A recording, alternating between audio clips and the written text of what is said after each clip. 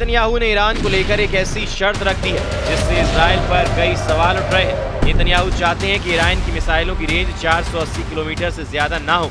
आखिर Netanyahu Iran की मिसाइलों की रेंज क्यों घटाना चाहते हैं? इस बीच ईरान के मिलिट्री कमांडरों की तरफ से फिर कहा गया है कि अगर इजराइल ने फिर हमला किया तो तेल अवीव को खंडर बना देंगे।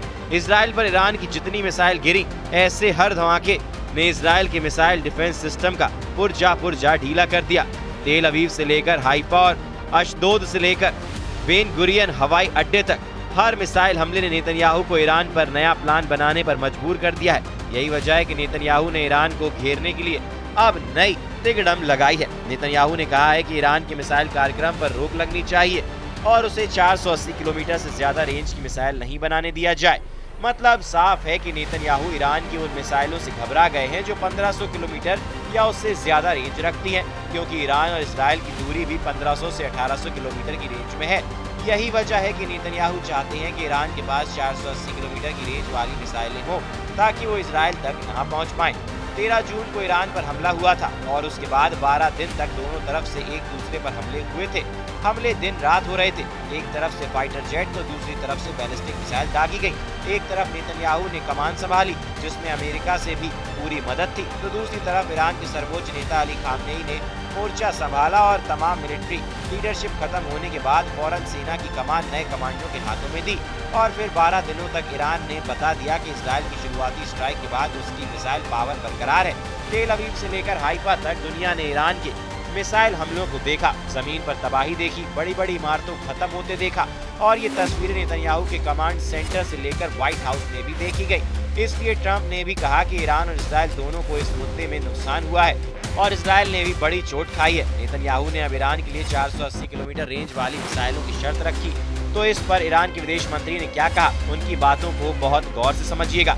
अब्बास अरागची ने कहा है कि नेतन्याहू ने 2023 में गाजा पर जीत का ऐलान किया था, लेकिन तमाम बमबारी और गाजा को मिट्टी में मिलाने के बाद इजराइल की सेना गाजा में फंसी हुई है। हमास को 2 लाख नए लड़ाके मिल चुके हैं। अरागची ने कहा कि नेतन्याहू ने सोचा था कि वो ईरान के 40 से ज्यादा पुरानी परमाणु कार्यक्रम को मिटा देंगे, लेकिन ईरान के बहुत से परमाणु वैज्ञानिकों की हत्या करने के बाद भी ऐसा मुमकिन नहीं हुआ और आज परमाणु कार्यक्रम को आगे बढ़ाने के लिए ईरान के पास सैकड़ों नए वैज्ञानिक हैं। इस युद्ध की शुरुआत में ही नेतन्याहू ने अपने 3 लक्ष्य फाइनल किए थे और इन्हीं लक्ष्यों को लेकर उनके कमांडरों ने पूरे युद्ध का प्लान तैयार किया। हर हमले, हर स्ट्राइक मिशन और इजराइल के हर बम पर नेतन्याहू के यही लक्ष्य निर्धारित किए गए थे। पहला मकसद ईरान के परमाणु कार्यक्रम को जड़ से उखाड़ देना, उसे पूरी तरह खत्म कर देना। क्या ऐसा हुआ? 400 किलो संवर्धित यूरेनियम को लेकर अब भी सवाल उठ रहे हैं, इसलिए ये मकसद नाकाम हो गया। इजराइल का दूसरा मकसद ईरान के मिसाइल जखीरे को मिटा देना, लेकिन ईरान के कमांडर दावा कर रहे हैं कि उनके पास इतनी मिसाइलें हैं कि ईरान 2 साल तक लगातार युद्ध लड़ सकता है, इसलिए ये मकसद भी फेल हो गया। इजराइल का तीसरा मकसद ईरान में बगावत करवा के तख्ता पलट करना था, लेकिन अली खामनेई अब भी ईरान के सर्वोच्च नेता है और ईरान की मिलिट्री लीडरशिप भी कायम है, यानी इजराइल के तीनों मकसद नाकाम साबित हुए। नेतन्याहू की डिमांड की ईरान की मिसाइल 480 किलोमीटर से आगे न बढ़ पाए, इसे लेकर इजराइल को बैकफुट पर देखा जा रहा है और इसलिए ईरान के विदेश मंत्री ने कहा है कि इजराइल इस युद्ध में नाकाम साबित हुआ है। अरागची का मैसेज साफ है कि इजराइल 12 दिन के युद्ध में पूरी तरह नाकाम हो गया और नेतन्याहू ने ईरान को हराने का जो प्लान बनाया था उसमें वो खुद इजराइल को बचाते हुए नजर आए, क्योंकि ईरान की मिसाइलों ने इजराइल की डिफेंस की पोल खोलकर रख दी। ईरान के विदेश मंत्री अब्बास अरागची ने कहा कि जब ईरान तेल अवीव और हाइफा पर मिसाइलें बरसा रहा था तब नेतन्याहू अमेरिका के सामने मदद के लिए गिड़गिड़ा रहे थे और युद्ध में उनके सभी लक्ष्य फेल हो गए। और इशारों में अरागची ने ये भी कहा कि मोसाद अब व्हाइट हाउस को कंट्रोल कर रहा है, यानी ट्रंप नेतन्याहू की उंगली पर नाच रहे हैं। इसमें कोई शक नहीं कि जब इजराइल ईरान पर बमबारी कर रहा था तो उसके फाइटर जेट्स को रोकने वाली कोई ताकत वहां मौजूद नहीं थी। ईरान का आसमान इजराइल की वायुसेना के लिए खुला मैदान साबित हुआ और यही वजह है कि नेतन्याहू ने जो टारगेट एयरफोर्स को दिए थे उस पर ठिकाने पर बमबारी की गई और नुकसान भी जबरदस्त पहुंचाया गया, क्योंकि 13 जून के बाद हुए हमलों में मिलिट्री कमांडर और वैज्ञानिकों के अलावा 1000 से ज्यादा लोगों की मौत हुई है। 12 दिनों के युद्ध में इजराइल की एयरफोर्स ने करीब 900 टारगेट्स पर बमबारी की। इसमें 1500 जगह ऐसी थी जहां करीब 4500 बम गिराए गए। इन हमलों में 370 स्ट्राइक लड़ाकू विमानों से की गई, जबकि बाकी हमले ड्रोन से उनको अंजाम दिया गया। अब ईरान के तेवर बता रहे हैं कि उसकी मिसाइल फिर तैयार है और ईरान पर हमला हुआ तो फिर दहलेगा तेल अवीव और हाइफा। ये वार्निंग ईरान से लगातार आ रही है। ईरान के बड़े बड़े जनरल लगातार इसराइल को वार्निंग दे रहे हैं। ईरान के मेजर जनरल यहमहा रहीम सफ़वी, जो सर्वोच्च नेता अली खामनेई के सलाहकार भी हैं, उनका दावा है कि ईरान के पास हजारों मिसाइल और ड्रोन हैं जो खुफिया ठिकानों पर रखे गए हैं और अगर ईरान पर युद्ध हुआ तो उनका इस्तेमाल करने में जरा भी देर नहीं लगेगी। कह सकते हैं कि ये वार्निंग सीधा अली खामनेई की तरफ से आई है। ईरान बार बार ये दावा कर रहा है कि उसने 12 दिन के युद्ध में अब तक अपनी पूरी ताकत का इस्तेमाल नहीं किया है, ना ही अपनी नौसेना और IRGC की कुद्स फोर्स को तैनात किया है और अगर दोबारा युद्ध ईरान पर थोपा गया तो इसका नतीजा इजराइल की संपूर्ण तबाही होगा। मेजर जनरल रहीम सफ़वी का दावा है कि उनका परमाणु कार्यक्रम और मिसाइल टेक्नोलॉजी ईरान के वैज्ञानिकों की मेहनत का नतीजा है और उसे तबाह नहीं किया जा सकता।